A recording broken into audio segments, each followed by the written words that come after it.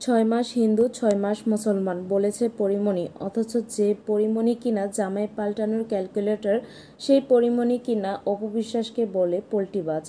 যে পরীমণি কিনা ৬ মাস পর পর জামাই পাল্টায়, আজ সেই পরীমণি অপু বিশ্বাসকে নিয়ে যেভাবে কথা বলেছে, ওর কোনো রকম যোগ্যতা নেই অপু বিশ্বাসের মতো হওয়ার। আসলে সাংবাদিক ইলিয়াস যে কথাটা বলেছে সেটা একদম সত্য কথা।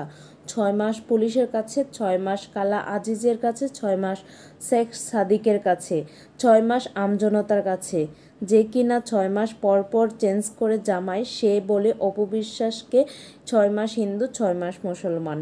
আসলে আমি মনে করি অপু বিশ্বাসের দোষ আছে। কেন বললাম কথাটা, সেটা হচ্ছে অপু বিশ্বাস যখন হাসিনা ছিল তার পক্ষে কথা বলে, আবার যখন বিএনপি আসলো তার পক্ষে কথা বলে, এটা কিন্তু ঠিক হচ্ছে না। আমার মনে হচ্ছে অপু বিশ্বাস প্রেস মিট করে একটা বলে দিক, আমি যা করেছি সব কিছু ভুল করেছি, আমি ভুল করেছি, আমি আর কোনোভাবে রাজনীতিতে জড়াবো না কিংবা রাজনীতির আশেপাশে থাকবো না, যা করেছি সব কিছুর জন্য আমি ভুলের মাসুল চাচ্ছি।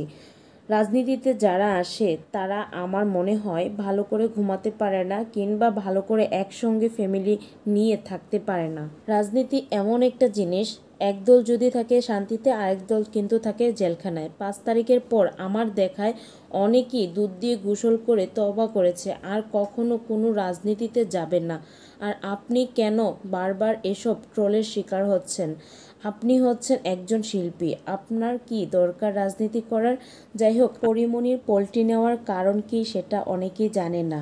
আমি বলছি তার কারণ হচ্ছে পরীমণি কিন্তু একজন আওয়ামী লীগের সদস্য।